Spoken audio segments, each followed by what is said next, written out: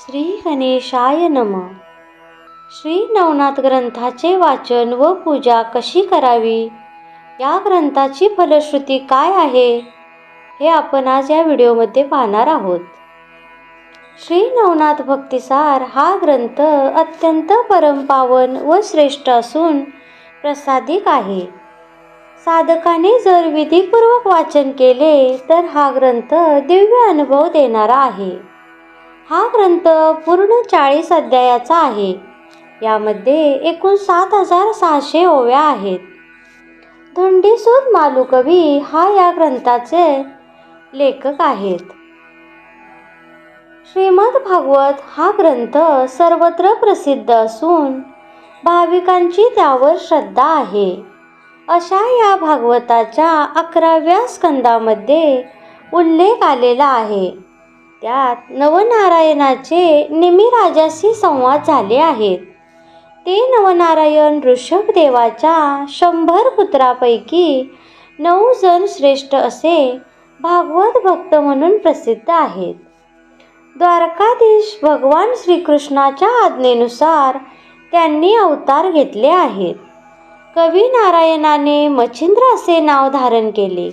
हरीने गोरक्ष नाव धारण केले. अंतरिक्षाने जालंधर नाव धारण केले. प्रबुद्धाने कानिफ, पिंपलायनाने चरपट, अविहोत्राने नागेश, द्रुमिलाने भरत, चमसाने रेवन आणि करभंजनाने गहिनी अशी नावे धारण करून कलियुगात अवतार घेतले. हा मूळ नवनाथ संप्रदाय श्री दत्तात्रय गुरुपासून निर्माण झाला आहे. तेव्हापासून आजपर्यंत या नवनाथ संप्रदायामध्ये आजही तेजस्वी पुरुषांची उज्ज्वल परंपरा दिसून येते. या नवनाथ भक्तिसार ग्रंथामध्ये श्री नवनाथाचे अद्भुत चरित्र वर्णन केलेले आहे. घोर तपश्चर्या, ब्रह्मचर्य व्रताचे पालन व गुरुनिष्ठा या सर्व सद्गुणांच्या सामर्थ्याने सर्व नवनाथांनी सिद्धी प्राप्त करून घेतली. त्या सिद्धीच्या सामर्थ्याने ते अद्भुत असे चमत्कार करीत असत. परंतु त्या सिद्धीचा त्यांनी कुठेही दुरुपयोग केला नाही. स्वतःची कीर्ती किंवा ऐश्वर्य प्राप्ती व्हावी हे त्यांच्या कधीही मनात आले नाही. केवळ त्या सिद्धीचा उपयोग लोक कल्याणार्थ करणे हेच त्यांचे ध्येय होते. गुरुकृपा व तपश्चर्याच्या योगाने ह्या सर्व शक्ती व सिद्धी प्राप्त करून घेता येतात हे त्यांनी स्वतःच्या चरित्राने व आचरणाने लोकांना दाखवून दिले. या ग्रंथाची वाचन व पूजा कशी करावी? गुरुवार अथवा पौर्णिमा किंवा कोणताही शुभ दिवस ग्रंथ वाचनासाठी व पूजेसाठी पाहून ग्रंथारंभ करावा. शुचिर्भूत होऊन पूर्वेकडे तोंड करून ग्रंथ वाचनासाठी पाटावर किंवा आसनावर बसावे. पुढे चौरंग ठेवून त्यावर श्री दत्तात्रयाची तस्वीर, नवनाथांची तस्वीर व ग्रंथ ठेवावा. चौरंगाभोवती सुरेख रांगोळी काढून उदबत्ती निरांजन लावावे व गणपतीचे स्मरण करून घरातील देवांना व थोर मंडळींना नमस्कार करावा.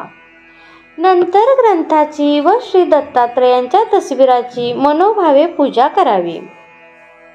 पूजा आटोपल्यावर नैवेद्य दाखवावा. नैवेद्यासाठी पेढे, खडीसाखर, दूध, शक्यतो वडे हे असावेतच.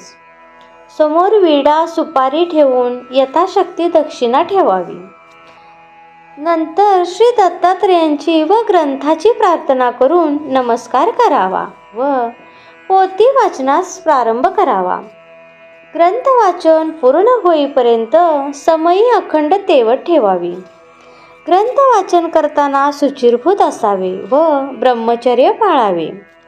पोथी वाचताना मध्यंतरी उठू नये, अगर कोणाशी बोलू नये. वाचन संपल्यावर प्रतिदिवशी श्री दत्ताची आरती करावी. ग्रंथाच्या पारायण सांगतेसाठी सुवासिनी व ब्राह्मण यांना भोजन घालावे. तसेच देवाला नैवेद्य दाखवून मित्रमंडळी, नातेवाईक, श्रोते मंडळी यासह महाप्रसाद घ्यावा.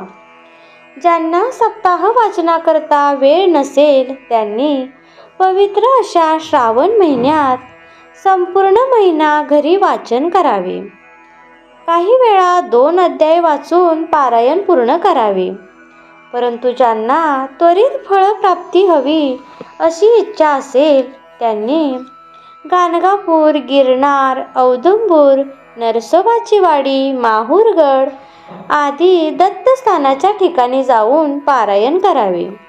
पारायण संपल्यावर नवनाथांची मनोभावे प्रार्थना करावी, म्हणजे मनोकामना पूर्ण होतील. हे पारायण 9 दिवसात करू शकतो.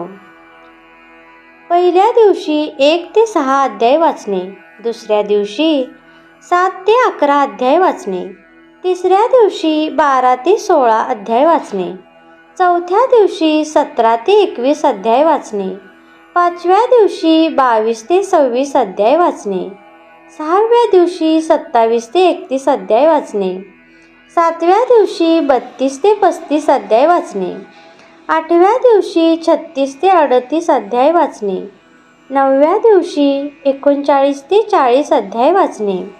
अशा प्रकारे 9 दिवसात या ग्रंथाचे पारायण पूर्ण करावे.